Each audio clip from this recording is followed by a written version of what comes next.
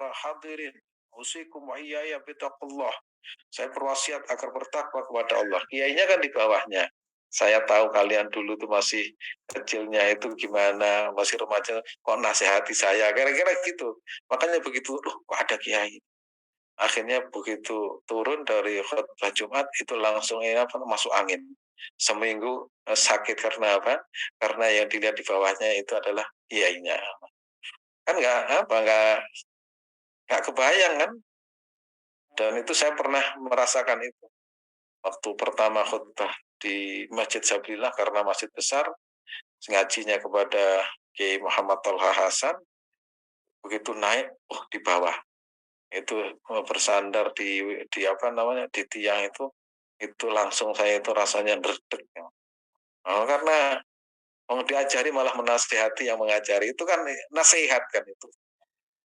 Hanya kalau di pasar itu yang nggak kenal itu kan enak. Begitu kenal, nah, kemudian kiainya yang mengajari kita, yang pernah menghukum kita, yang pernah jewer kita, ya, yang kemudian yang pernah membentak kita tiba-tiba naik kemudian menasehati, ya maksural muslimin, terus di bawahnya itu termasuk gurunya. Itu kan juga mikir, saya ini menasehati yang nggak pantas. Wah, kira-kira ada yang seperti itu sampai masuk angin, sampai sakit selama seminggu. Ternyata apa? Wah, saya kalau Jumatan nggak berani lagi jadi khotib di situ karena di situ ada kiai saya. Makanya para kiai, para ulama top ya, kalau ulama yang biasa-biasa, para kiai itu biasanya kalau Jumatan itu di akhir dan di belakang. Loh, bukan dia itu tidak mengamalkan hadis, bukan. Karena khawatir yang khutbah itu adalah muridnya. Kalau yang khutbah muridnya itu begitu kiainya ada di depan itu kan langsung rontok kan mentalnya. Kalau sudah rontok mentalnya bisa nggak sah nanti Jumatannya karena apa? Karena grogi. Ya yang kiai-kiai itu kadang itu kalau Jumatan di belakang karena menjaga agar supaya santrinya waktu jadi imam, jadi khotib itu tidak tidak gemetar, dan itu kalau gemetar kemudian lupa nggak baca sholawat kan bisa nggak sah. Jadi kalau para ulama top ya, kalau ulama biasa ya di depan nggak kenal. Jadi nggak ada derdeknya ini ya. Jadi terakhir yaitu adalah doa sebagai ganti baca Al-Quran. Kemudian bagi makmum wastima'ul khutbataini wajibun minnal arba'in, dan mendengarkan khutbah, dua khutbah wajib atas 40 orang. Harus mendengarkan. Sehingga dalam khutbah itu pas diawali ansitu wasma'u wati'u rahimakumullah. Angsitu, angsit itu artinya bukan pangsit ya. Angsit artinya itu diam. Nah, diam terus memperhatikan namanya angsit. Wasma'u, wasma'u wati'u, dan dengarkanlah. Diam dan mendengarkan. Jangan sampai diam tapi HP-an. Oh, itu yang nggak sah Jumatannya itu kalau kalau saya lihat kadang memang ada ya, ada. Makanya kalau di perkantoran itu kadang khutbah Jumat di perkantoran. Itu jamaahnya itu ada yang main HP, kadang ada yang main game, itu kan juga waduh ini gimana? Sudah jamaahnya nggak banyak, ada yang main game lagi, yang penting Jumatan. Nah, yang seperti itu, ya seperti itu sama dengan tidak mendengarkan khutbah, itu tidak sah Jumatannya. Nah, ini ada yang keras, makanya kalau sudah niat Jumatan, HP-nya dimatikan, semuanya dimatikan, mendengarkan khutbah. Karena apa? Di sini wastima'ul khutbatin wajibun minal arba'in, dari 40. Jadi kalau 40, yang 10 main HP, itu kan tinggal 30. 30. Yang misalkan yang 10 main HP, yang 30 tidur, itu khotibnya itu ngomong sendiri itu. Yang khotibnya ngomong sendiri. Ya, makanya yang aman itu sholat di masjid besar karena banyak yang mendengarkan dan juga masih banyak yang tidur. Ya. Jadi antara yang tidur sama yang antara yang tidur dengan mendengarkan itu seimbang. Itu kalau masjidnya kecil, semuanya yang ngantuk, akhirnya khotibnya itu kayak ngomong sendiri, apalagi khutbahnya panjang lagi. Nah, ini syaratnya ini ya. Insya Allah kita semua sah karena telah diajari guru-guru kita, yaitu masjid yang kita tempati itu lebih dari 40, dan insya Allah kalau yang tidur itu hanya sedikitnya. Tapi yang saya saksikan itu ada saat ini yaitu main HP. Saya perhatikan, ada yang main, pasti dia itu nggak ngerti. Namanya nggak ngerti kan gimana mau menegur juga. Nah, nanti kalau ditegur besok nggak Jumatan lagi ya juga akan payah. Makanya harus cari metode agar supaya tetap Jumatan tetapi tidak main HP pada Jumatan yang berikutnya. Kita lanjut.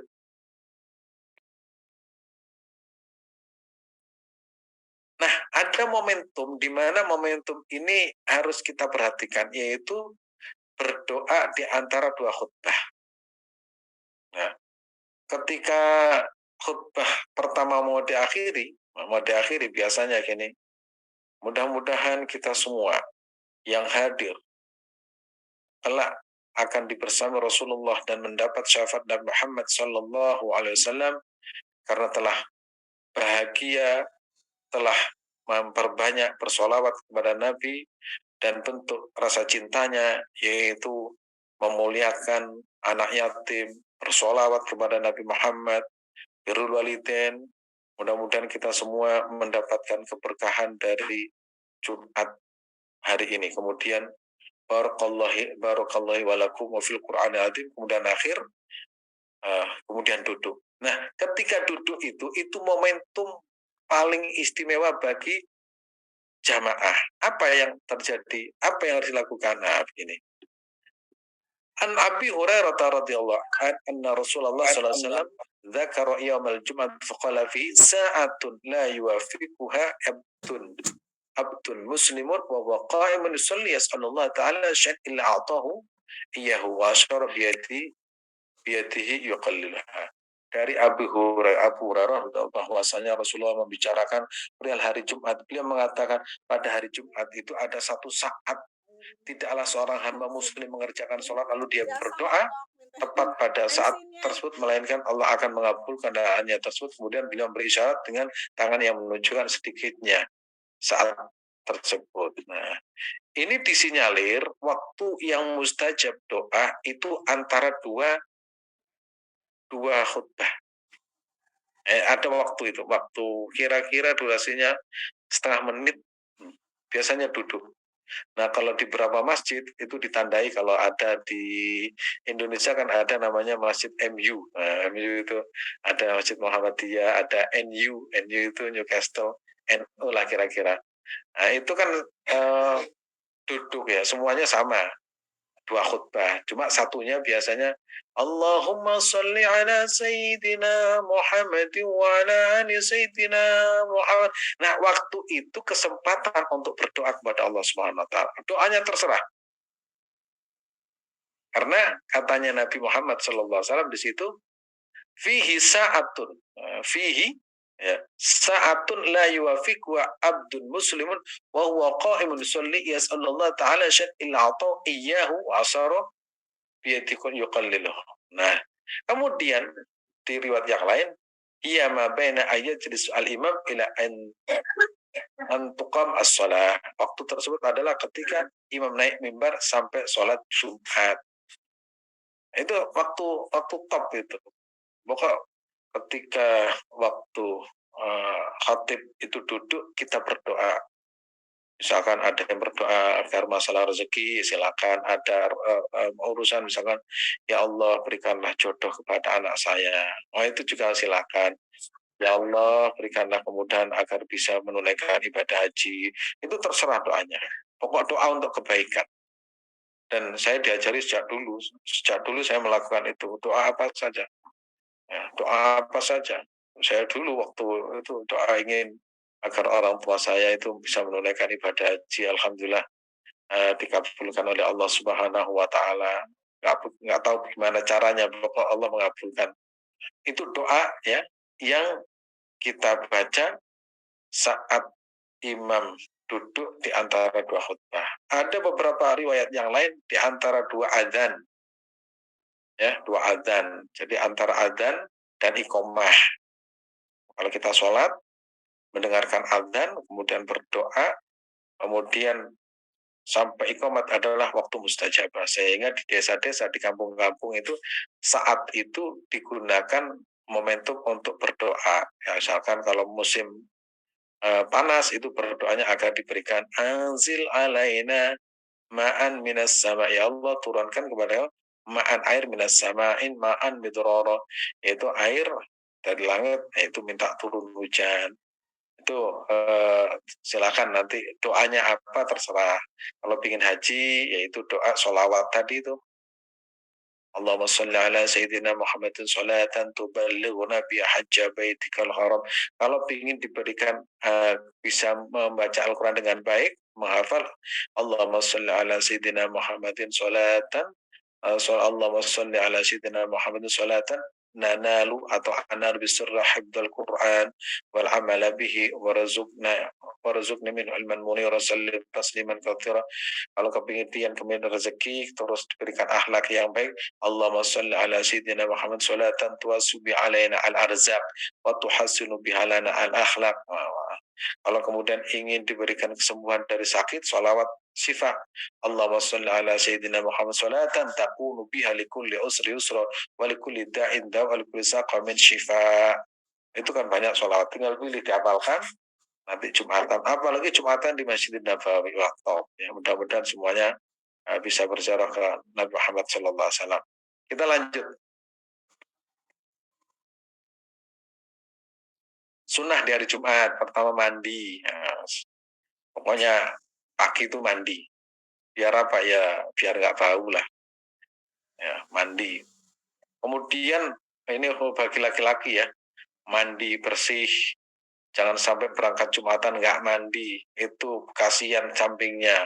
Apalagi kalau takbiratul ihram, ya, takbiratul ihram kemudian tangannya diangkat Allahu Akbar, itu pasti sampingnya itu merasa nggak nyaman. Ya, kemudian pakai baju putih, ya. Kalau bisa siap, baju yang paling bagus. Bukan paling mahal ya, paling bagus. Kalau mahal itu biasanya bagus, ya. Biasanya bagus. Pokoknya paling bagus ya.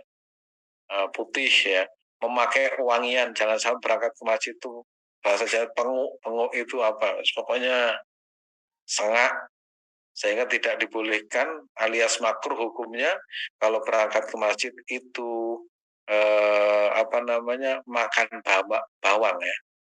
Nah, jadi bawang itu kan hukumnya makruh karena baunya itu menyengat.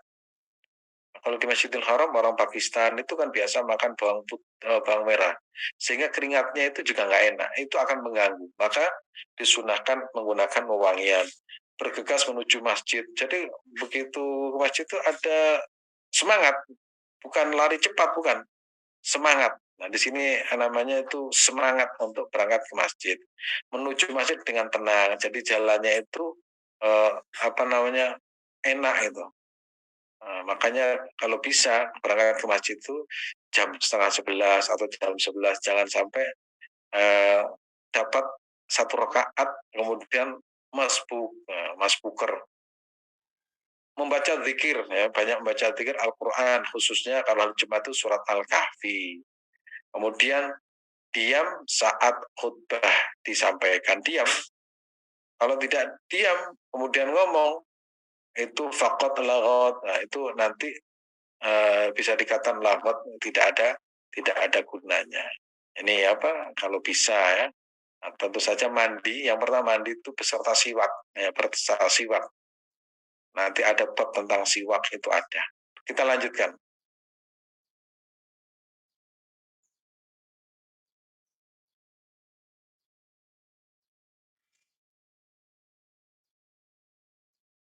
Kita lanjutkan terakhir.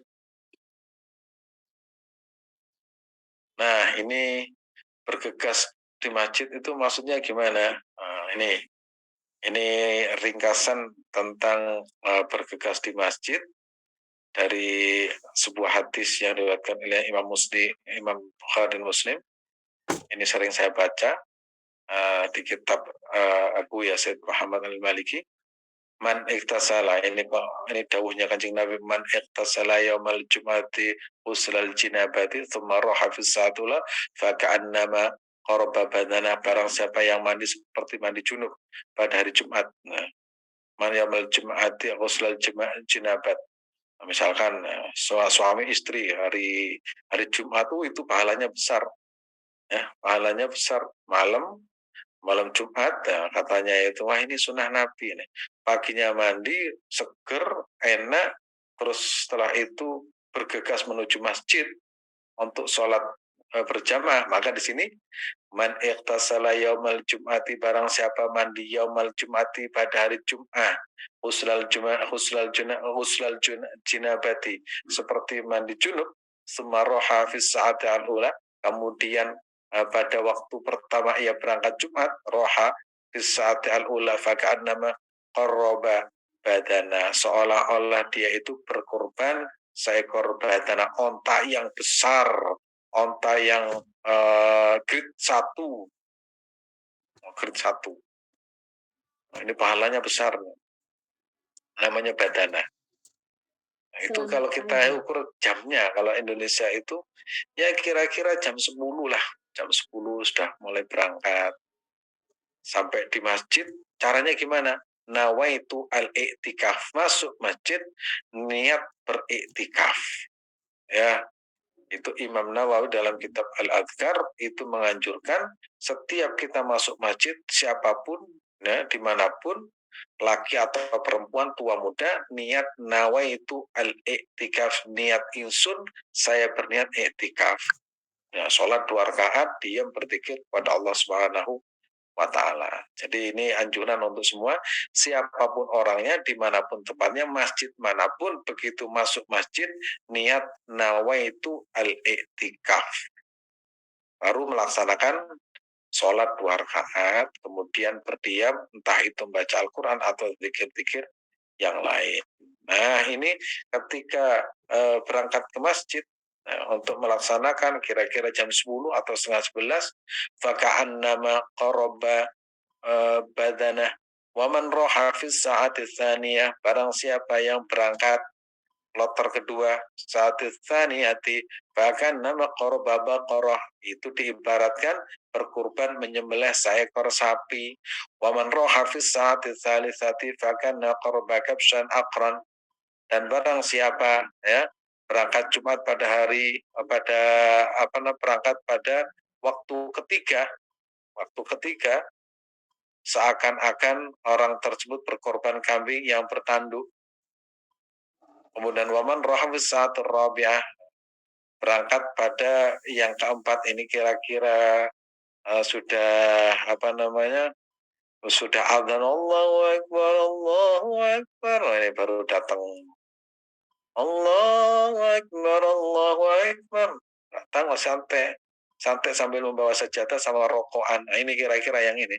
Dan barang saya berangkat Jumat pada waktu kelima, keempat, nah, barang siapa yang berangkat pada waktu keempat seakan berkorban ayam, itu ayamnya ayam kate, kecil lagi. Apa ayam kate itu bahasa Inggrisnya chicken wheel katanya. Ayam kate. Ayam kate namanya kan. Berangkat waktu keempat itu dapat apa? Ayam. Makanya di sini itu waman roha waman roha fis saatir rofakan nama qaraba dajajah itu. Ya, ayam. Maka kalau kita di Mekah itu ada ayam tawaf, itu namanya dajaj. Waman roha fis saatil khamis fakana qaraba bayda. Nah, yang kelima itu diibaratkan seperti dapat telur. Nah, mendingan telur, kalau hanya cangkangnya. Faida kharaja al-imam hadarat al-malaka yasma'una al-dzikr. Nah, kemudian tatkala imam keluar berkhutbah, maka hadir saya mendengarkan khutbahnya. Jadi malaikat itu di depan pintu itu membawa catatan. Oh, ini dapat onta, sapi, kambing, ayam, telur. Begitu imam naik mimbar,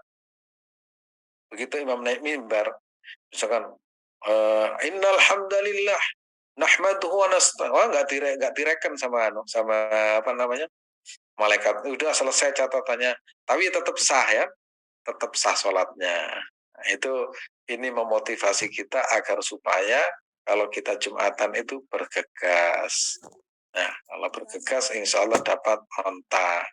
Anaknya onta itu apa? Anaknya onta adalah inti. Nah, ya, mudah-mudahan manfaat. Saya kembalikan waktunya kepada Mas Wadud. Silakan. Iya, baik, alhamdulillah.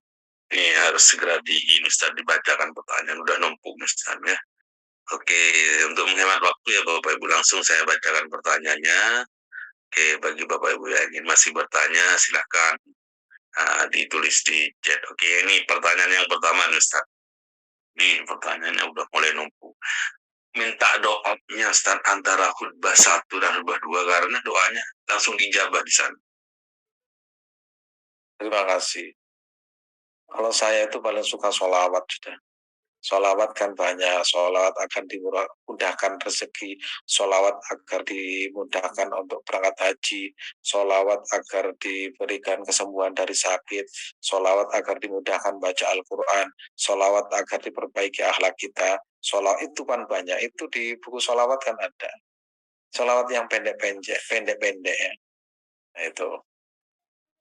Ini lagi saya tambah dalam buku itu namanya Sholawat Sultan yang saya baca tadi itu. Ya, saya baca tadi nanti kalau mau apa namanya mau memiliki nanti biar nanti setelah saya selesaikan nanti saya kabari. Jadi setiap mau ngaji seperti ini kita baca sholawat nomor berapa bareng-bareng. Itu nanti. Baik, pertanyaan selanjutnya Ustaz. Sebaiknya bagaimana kalau kita tahu ada gurunya, kita jadi apa? Jadi apa isi yang harus disampaikan kalau memang ada seniornya? Apakah boleh atau bagaimana Ustaz? Jadi intinya kalau dalam khutbah itu, saya kan tadi itu kan pertama tahmid, memuji ya. Yang kedua itu membaca sholawat dan salam. Kemudian yang ketiga yaitu wasiat untuk bertakwa kepada Allah Subhanahu wa taala. Yang keempat itu membaca sebagian ayat Al-Qur'an. Kemudian isinya sedikit aja, sedikit. Sedikit misalkan ini adalah misalkan pada bulan Maulid Nabi ini adalah bulan di mana Nabi dilahirkan, maka orang yang mencintai Nabi kelak akan bersama Nabi. Maka kita ekspresikan cinta mari kita ekspresikan cinta kita kepada Nabi. Ya, misalkan dengan menyantuni anak yatim atau banyak menyantuni orang-orang lansia, baik kepada tetangga, sudah jangan terlalu panjang. Karena yang bermasalah itu karena apa? Pesan pribadi masuk di Jumatan itu yang paling banyak. Kesempatan kan kesempatan memarahi orang, kesempatan memarahi pemerintah, kesempatan itu kan apa? Kepentingan pribadi itu. Maka itu pesan Kiai saya Muhammad Tolha Hasan. Siapa tadi yang khutbah sih? Gak cocok ini khutbah di sini apa? Isinya provokatif. Orang di masjid itu ingin dapat ketenangan kok pulang malah bertengkar sama istrinya. Mau pulang itu kan pinginnya tenang, kok malah bertengkar dengan tetangganya. Oh ya, gak cocok di sini. Akhirnya dicoret, ganti yang apa yang isinya menyejukkan hati dan menjadikan bangsa tentram, keluarga bahagia, dan akhirnya isinya adalah motivasi. Itu Mas Wadud. Oke, baik. Selanjutnya Ustaz. Ini kemarin di medsos ada mantan seorang jenderal Ustaz. Sholat Jumat di ruangan kerjanya dengan 4-5 orang. Dan manggil Ustaz untuk ceramah. Ini mohon penjelasannya nih. Ini kelihatannya sholat Jumat eksklusif. Itu kata malaikat. Ini memang saya mau diakali katanya. Masa malaikat diakali? Nggak ada ya, nggak ada eksklusif. Justru Jumatan yang paling banyak itu adalah yang paling potensi diterima oleh Allah Subhanahu wa taala. Semakin sedikit itu semakin jauh dari apa yang telah dicontohkan oleh baginda Rasulullah SAW, kecuali dalam kondisi tertentu, misalkan di daerah Papua, di daerah Kalimantan, adanya 5 orang, 10 orang, itu boleh. Oh, di Jakarta 5 orang, ini eksklusif. Wah, nah, gimana Jumatan eksklusif ini? Oke, baik. Selanjutnya nih, Ustaz. Kalau khotib tidak mengikuti syarat sah Jumat, apa yang dilakukan oleh kita? Apakah jemaah harus mengulangi sholat Jumat atau sholat duhur? Nah, kalau tidak sah ya mengulang. Berarti kalau tahu itu namanya sholat ada, sholat duhur. Nah, sholat duhur. Tapi biasanya orang awam tuh nggak mikir ke sana. Pokoknya Jumatan es. Ghairil maghdubi alaihim waladhdallin. Amin. Sudah. Allahumma fir lil muslimin ya muslimat. Assalamualaikum, wassalamualaikum. Langsung keluar itu cari cendol, cari itu biasa. Orang awam itu ya seperti itu. Memang orang-orang tertentu itu memang memperhatikan, tapi jarang sekali memperhatikan. Pokoknya berangkat ke masjid. Makanya seperti ini penting ya, ngaji seperti ini akhirnya kita begini ya.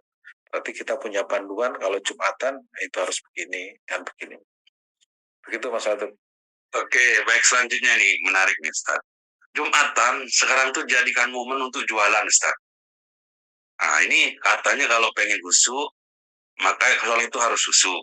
Nah, makanya yang jadi pertanyaan, kenapa sekarang tuh diisi dengan jualan, dan yang datang pun pula yang belanja ibu-ibu, Ustaz.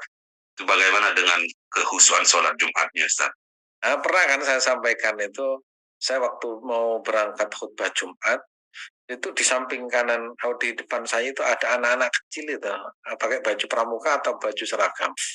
Terus bilang gini, kamu berangkat Jumatan di mana? Saya Jumatan di situ. Oh jangan, nggak enak di situ. Makanannya nggak enak di situ. Oh, ternyata anak kecil mikirnya ke sana. Jangan-jangan ya kalau yang agak dewasa berpikirnya, oh nggak enak di situ.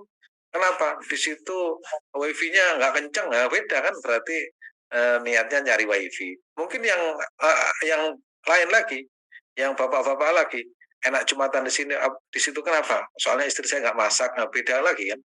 Jadi setiap orang itu akhirnya di situ, sehingga masjid itu kadang itu menjadi tempat yang kurang asik di dalam menata hati. Tapi memang ada keterangan kalau kita usai melaksanakan sholat itu segera menyebar dan untuk mencari rezeki.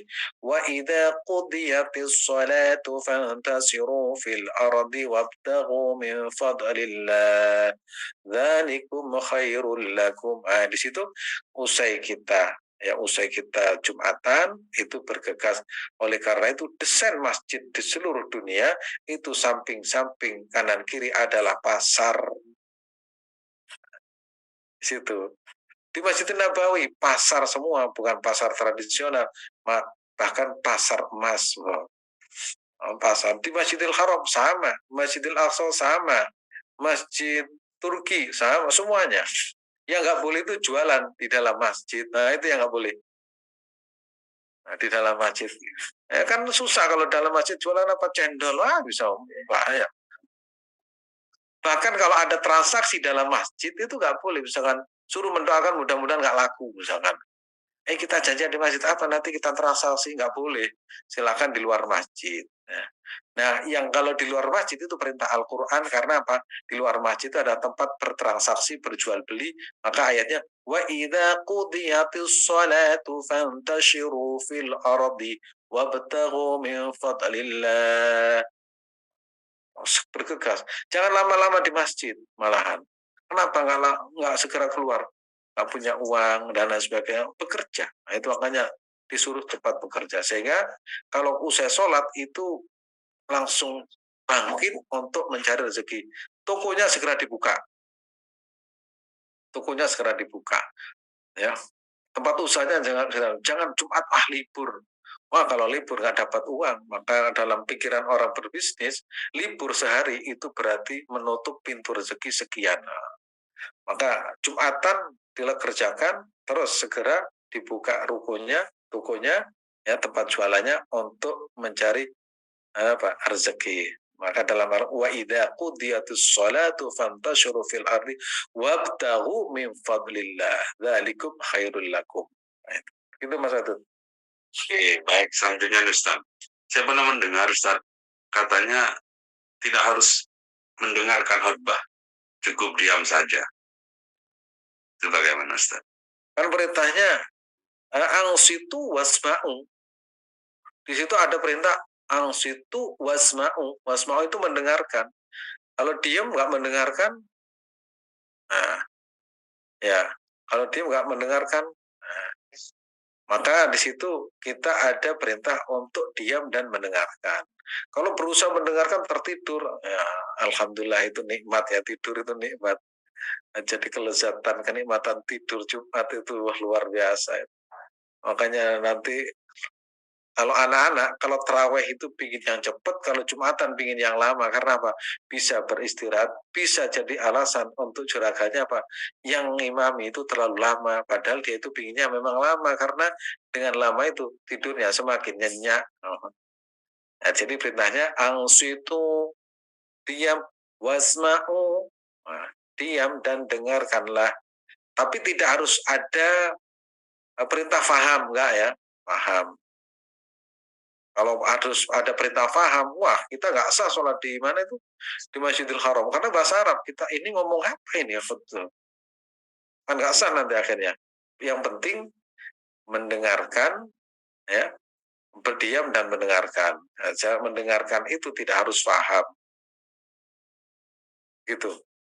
Oke, baik. Selanjutnya Ustaz, bagaimana kalau kita itu masbuk tidak dengar khutbah, Ustaz, apakah sah sholat Jumatnya? Oh sah ya, sah sholatnya sah, cuma dapat cangkangnya telur. Sah, cuma ada cangkangnya. Kira-kira gitu kan, tadi yang terakhir itu seperti dapat telur. Nah, kalau masbuk tinggal satu rakaat, apalagi tinggal mau salam Allahu Akbar, kemudian begitu doa assalamualaikum, ya tetap sah. Tapi ya kira-kira dapat cangkangnya yang sudah apa namanya, sudah rusak. Betul, Ustaz. Oke, baik. Selanjutnya Ustaz, kalau muslimah itu boleh nggak kalau di Indonesia itu Jumatan bareng Ustaz dengan muslim laki-laki? Boleh, nah boleh, tempatnya berbeda. Nah, di Masjid Istiqlal, kayak di Masjid Nabawi itu tempatnya boleh, dan tidak harus mengulang Jumatannya. Boleh. Yang nggak boleh itu berangkat bareng bergandengan tangan. Wah, itu akan menimbulkan masalah bagi yang jomblo tadi. Pokoknya berangkat ya di tempat yang terpisah, apa namanya itu, itunya akan biasanya beda. Nah, Oke. Baik, selanjutnya Ustaz, saya sering melihat di masjid banyak setelah sholat Jumat jemaah langsung pulang, padahal imam masih membaca doa dan zikir. Itu bagaimana Ustaz kalau seperti itu? nggak apa-apa, nggak apa-apa. Makanya tadi itu saya sama wa idza qudiyatis sholatu fantasyiru fil ardi. Segera memang. Fantasyu segera. Usahanya segera dibuka. Kecuali yang apa namanya masih banyak waktu untuk berzikir, silahkan berzikir, nggak apa-apa. Zaman Nabi itu ya, dulu itu tatkala awal-awal Islam, ya awal-awal Islam itu ketika Nabi Muhammad SAW sholat di masjid, imamnya kan Nabi Muhammad. Imamnya itu sepanjang hidup itu Nabi terus menjadi imam. Nah, kemudian para sahabat itu yang jauh-jauh, misalkan dari Kuba, ya dari sekitar yang jaraknya itu ada 4 kilo, 5 kilo, nah, itu datang jadi makmum. Nah, ternyata di kampungnya itu kan mereka punya penduduk. Nah, setelah melaksanakan sholat itu langsung pulang, nggak wiritan, enggak. Karena apa? Di kampungnya sedang ditunggu oleh kaumnya, maka mereka itu menjadi imam bagi kaumnya. Nah, kira-kira yang segera pulang itu ditunggu sama istrinya untuk membelikan oleh-oleh lah, kira-kira gitu. Jadi nggak apa-apa ya, nggak apa-apa. Ya, kalau bisa ya baca zikir secukupnya, nggak apa-apa. Oke, baik. Selanjutnya Ustaz, kalau sedang melakukan sholat 5 waktu itu harus disertai dengan itikaf. Itu niatnya bagaimana Ustaz? Niatnya itikaf. Niat pokok begitu masuk masjid niat iktikaf ya. Iktikaf nawaitu al-iktikaf. Khususnya di luar waktu sholat ya, di luar waktu sholat nawaitu al-iktikaf. Kalau misalkan kita masuk masjidnya itu sudah mepet, mau niat gimana ya? Begitu sampai sudah dapat 2 rakaat, ya kemudian imamnya mau salam. Pokok niat masuk masjid ya, niat masuk masjid kalau ada waktu setengah jam, seperempat jam sebelum sholat itu niat iktikaf. Nawaitu al-iktikaf sunnatan lillahi ta'ala. Baru kemudian sholat, berdiam diri ya beberapa saat, mungkin berapa setengah jam, seperempat jam itu untuk menunggu adzan. Ya kalau pas adzan di kumandangan kita datang termasuk kita kelompok yang disebut dengan masbuker.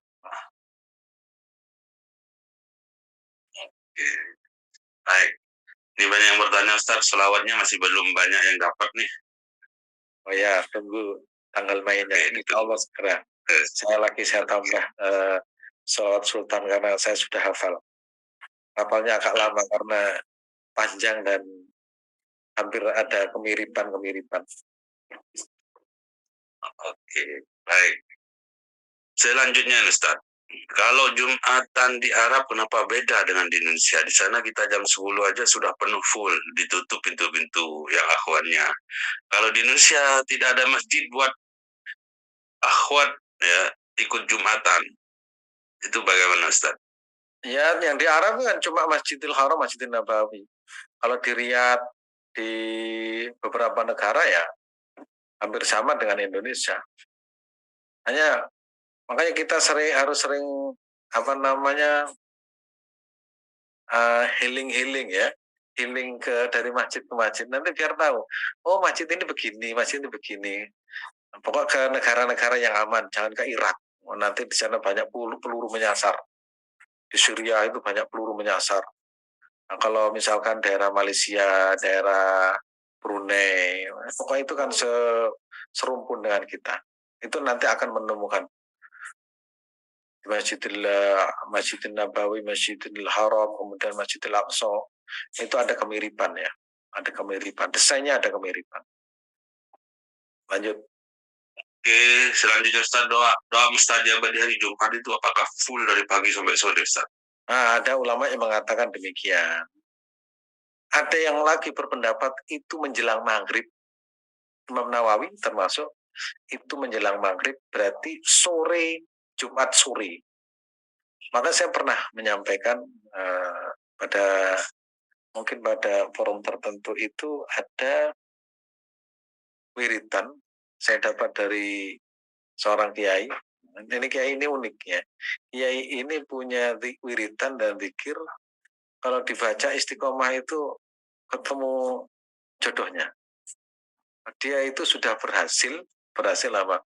Membantu orang yang ketemu jodohnya sekitar 400 orang. Khususnya kesulitan pasangan. Dibaca. Nah, membacanya itu menjelang maghrib. Nah, salah satu waktu yang mustajabah adalah hari Jumat menjelang maghrib. Ya kira-kira setengah 15 menit sebelum maghrib lah. Mau masuk waktu. Itu salah satu pendapat. Ada yang berkata begitu. Baik, selanjutnya Ustaz. Sebaiknya kita bagi-bagi rezeki, misalnya bagi-bagi nasi bungkus habis sholat Jumat, karena ada di sebagian masjid bagi-bagi nasi, tapi tidak semuanya kebagian, itu bagaimana Ustaz? Apa-apa bagi-bagi nasi di hari Jumat, memang Jumat itu waktu yang paling utama untuk bersedekah.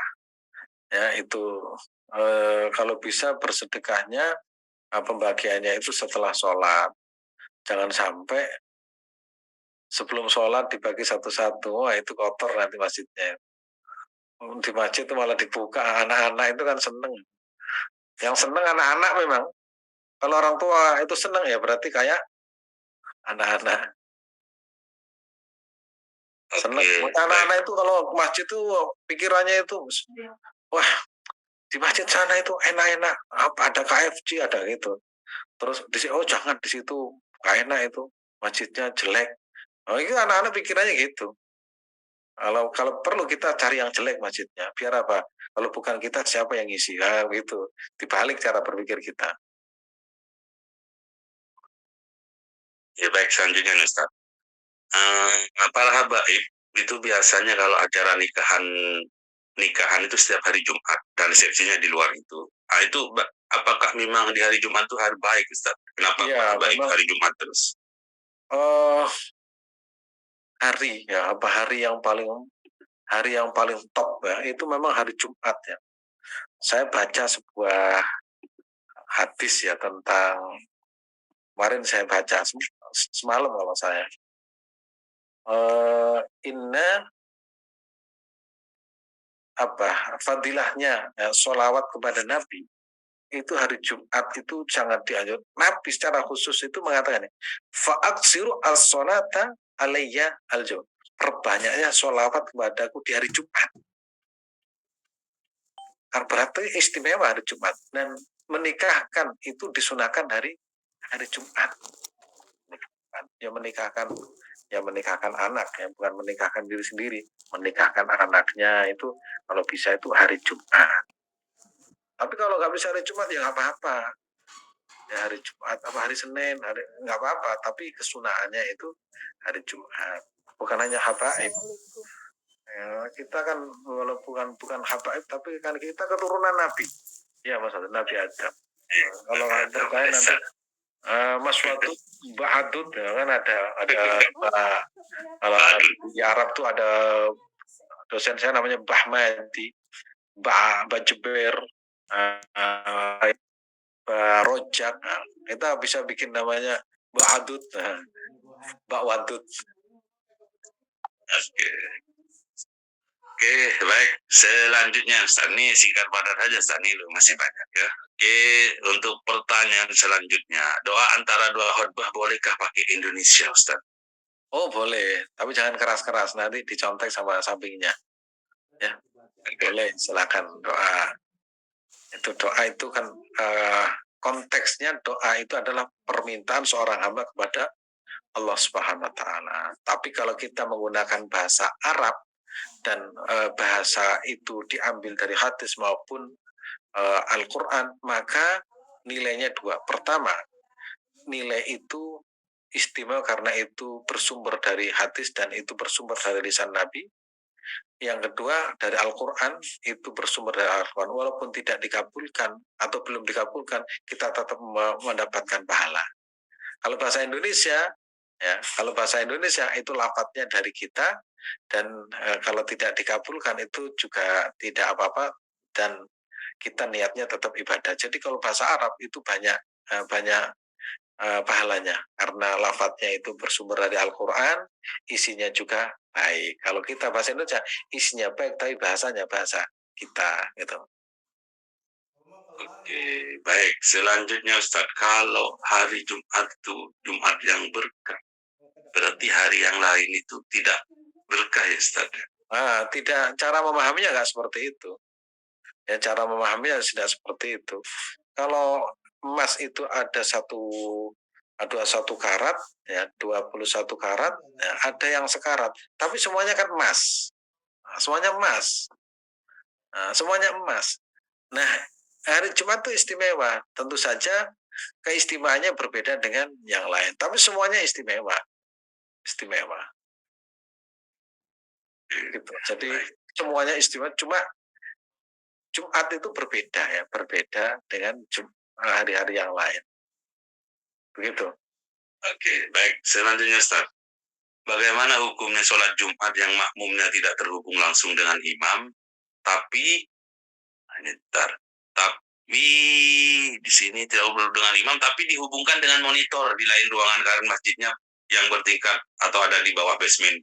Imamnya ada di basement 1, makmumnya ada di basement 3, Ustaz. Itu bagaimana, Ustaz? Oh, nggak enak itu. Mendingan kita sholat makmum di Mekah sama-sama monitor kan. Ini sama-sama monitor kan. Maka Mall-mall Ustaz terjadi. Sholat berjamaah itu harus nyambung ya, harus nyambung. nggak apa-apa nyambungnya itu walaupun ada lubang, ada apa namanya, misalkan kalau kita bayangkan kita di masjid, itu antara laki-laki dan perempuan itu kan ada satirnya ya. Ada satirnya kita lubang, kemudian di samping di belakang imam itu sudah sah. Misalkan sampai ke belakang, itu sampai 1 kilo, pokoknya nyambung, itu nggak apa-apa. Sampai 1 kilo, 2 kilo kalau di Masjidil Haram biasanya, pas Idul Adha atau Idul Fitri, itu biasanya antara imam itu sampai ke daerah miswalah, jauh banget itu, 3 kilo, itu sah karena apa? Menyambung menjadi satu. Wah, itulah Indonesia. Nah, jadi jangan sampai sholatnya satu di Aceh, makmumnya di Papua. Gitu. Terus alasannya apa? Ini kita nyambung ini pulau-pulau, nggak gitu ya. Apa namanya, nyambung itu satu sholat, kemudian softnya itu tidak ada penghalang. Namanya itu penghalang itu hailun, penghalang, sehingga penghalang itu menjadikan sholat kita itu tidak sah. Oh, di basement Ustaz sering terjadi di mall-mall Ustaz, mall-mall besar. Jadi imamnya ada di basement 1 misalkan, makmumnya ada di basement 2, 3. Nah ini berarti masih tetap boleh apa gimana Ustaz? Padahal yang bermakmum itu orang-orang yang paham juga Ustaz. Ya itu saya belum menemukan apa namanya, belum menemukan takbir atau landasan dasarnya.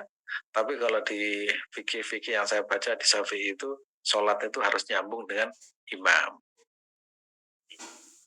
Nah, sampai dalilnya satu Ustaz, hari darurat. Oke, baik. Terakhir Ustaz, pertanyaan terakhir. Ya.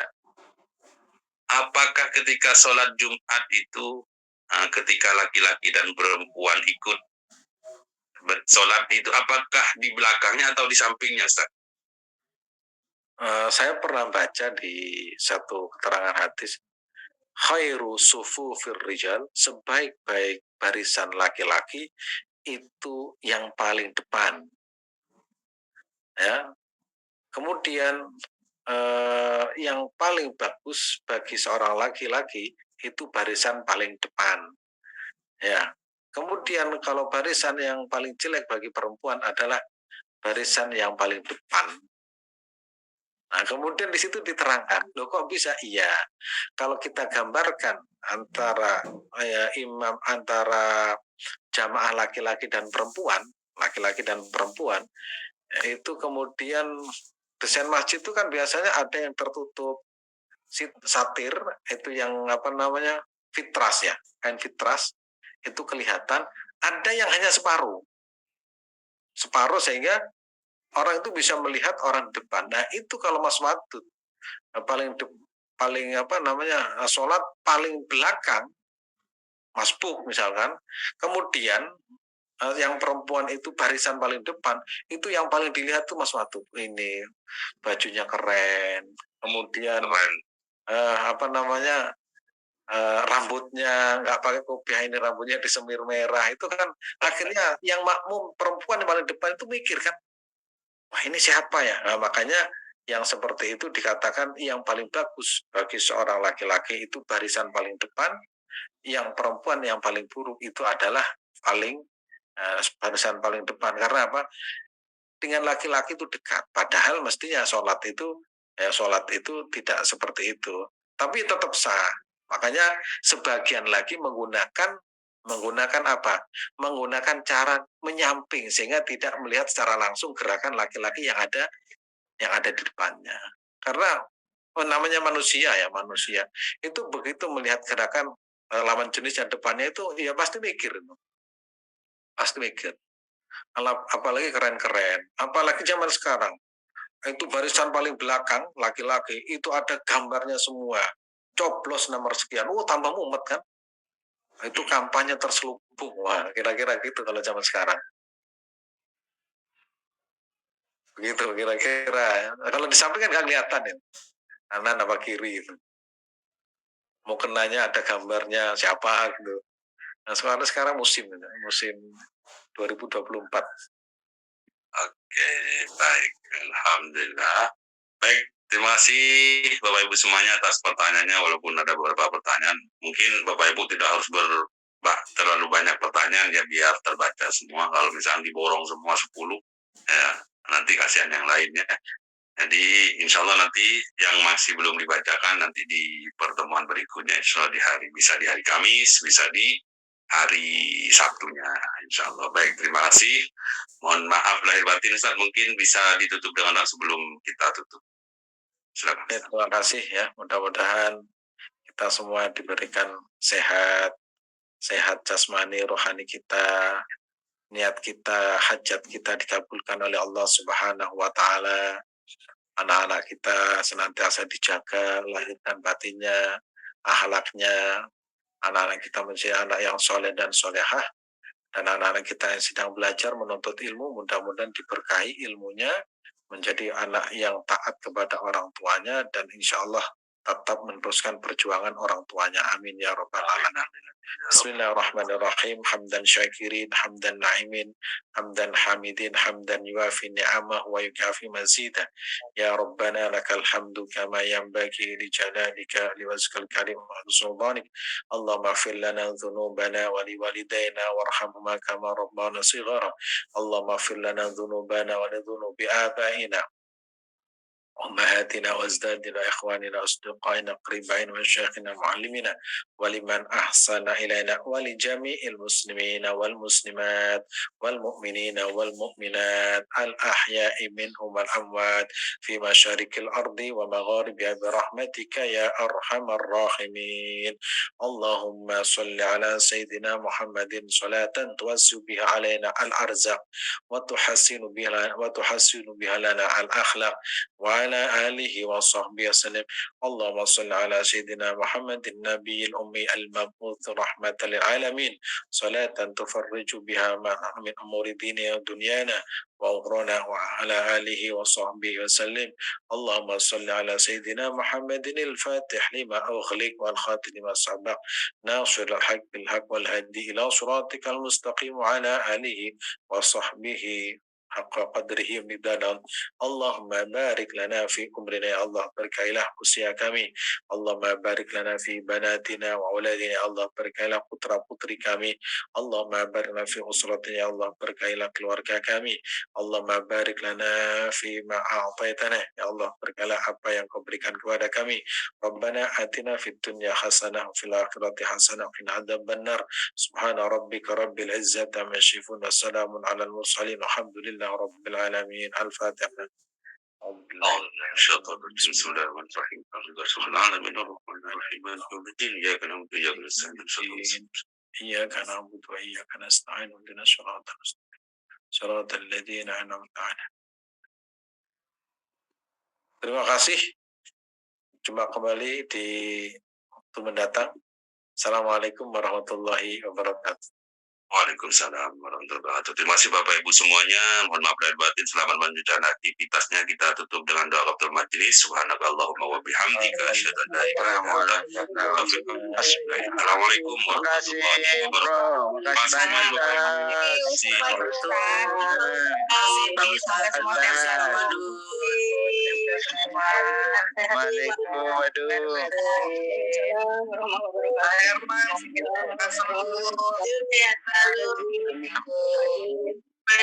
Terima kasih.